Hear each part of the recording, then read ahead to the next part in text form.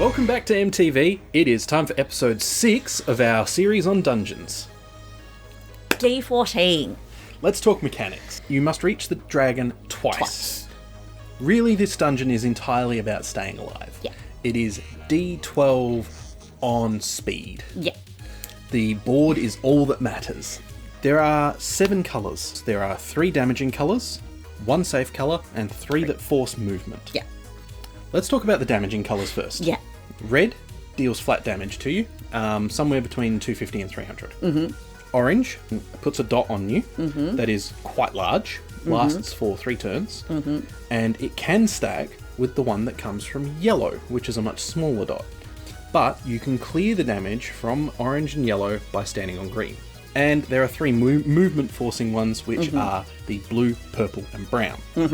Blue squares will push you back 2 squares and turn the blue square and the one in the middle to green, and the one that you land on won't do anything to you. Purple squares will teleport you to the bottom row of the grid, and brown will teleport you to somewhere in the first 3 rows, but I have actually seen it do in the first 4, which may have just been a complete fluke. Yeah. Brown can be a really useful one, blue can be really useful, purple is generally useless. The squares rotate in a sequence. Well, they change colour in sequence. So much like D12, the square that you're currently on pauses until you move off it, and then it goes to the next colour. So you move, you take the effect of the whatever board you've moved on to. all around you changes. And then the board changes, yep. Yeah. So the sequence that it rotates through is it goes green, then purple, then brown, then red, then blue, then orange, then yellow, then green. Now, there are some common sequences to watch out for that are really handy. 3 in a row is great, but you know at some point they're going to turn into orange, orange, orange. If you have orange, orange, orange in a row, then you can step on the first orange. Yeah. The remaining 2 will turn to yellow.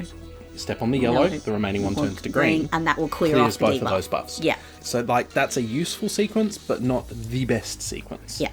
The best sequence that you really want to watch out for is green, yellow, orange, blue. If you have green, yellow, orange, blue, or even just green, yellow, orange, you know you can go green, green, green. Yeah.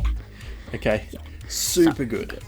There are some gotchas. Stacking orange and yellow, really, really bad. Passing turn can really bite in terms of health if you do it too much, but it can be better than walking into a bad sequence. Yeah. Attack counts as a turn for the purposes of rotating the board.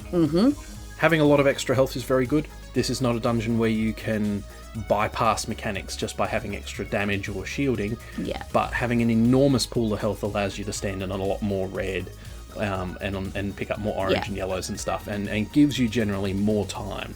And then you have to move across to the other boss. You don't get teleported as soon as you hit the boss. Okay. It's time for me to go. Yep. It's time to do it. So I'm going to put my screen recording on. Keyboard out of the way. Okay. So I've got my options are brown, red, and purple. Purple we ignore, red we're not doing, so move to brown. Yep. Yeah. Have a quick survey of the board though to see if you've got any good sequences. Specifically, you wanting up in the row, in the column below the dragon. Yeah. And across in the row between the dragons. Well, let's go left to see where we end up. I'm thinking down and left. And now let's see. So you know that blue's going to turn into orange. Yeah. But you also know that orange is eventually going to turn into green. So you could go right up, up. Yeah. Now, this is a little bit of a trap here. Trap. Because that red's going to turn to blue as soon as you move up. Yes. Right? And you're going to be on an orange, so you're going to be taking super damage. Yeah. So what you actually really want to do here is move up and pass turn.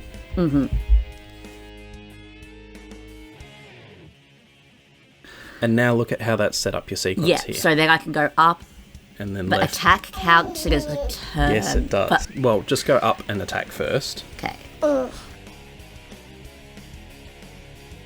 And now you're able to move down and clear your debuff. Yep. You know that the brown there is going to turn to red. Yep. So you'd probably go up and onto the red. Alright, so you've currently got a dot ticking on you. Yeah. So you really want to clear that. So down. And then you may as well take the damage on the left. And now you've got a situation here where you can go left, up, left, and you'll end up clearing your debuffs. Leaves you with being able to move on to the orange. And attack.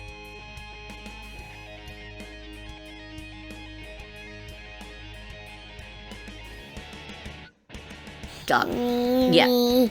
Well then, that was D14. You probably helped more than we really should have if I was doing it a proper way. Yes. But with the given the affixes, yeah, there was no way that was actually going to happen. Anyway, look, that was D14. Yes. It is, to me, D14 is my favourite dungeon. I've heard that. For me, it's just a little too anxiety-producing. So, there's one more video left in this series. If you haven't subscribe for that one, because that is the D15 run. Yep. That is my first attempt at D15 by using our guide that was kindly provided by EDGY. Yep. So before the whole setup just gets knocked over, I think it is time to say see you later. Yep. See you for D15. So, I've been MT. I'm the Violet Bombshell. We will catch you on D15. Bye. Bye. Find the bank. Well, nature, because nature, red, orange, yellows are the bad colours in nature. They're poisonous. Well, sorry, I've been reading a book about bugs every day. That's interesting, isn't it?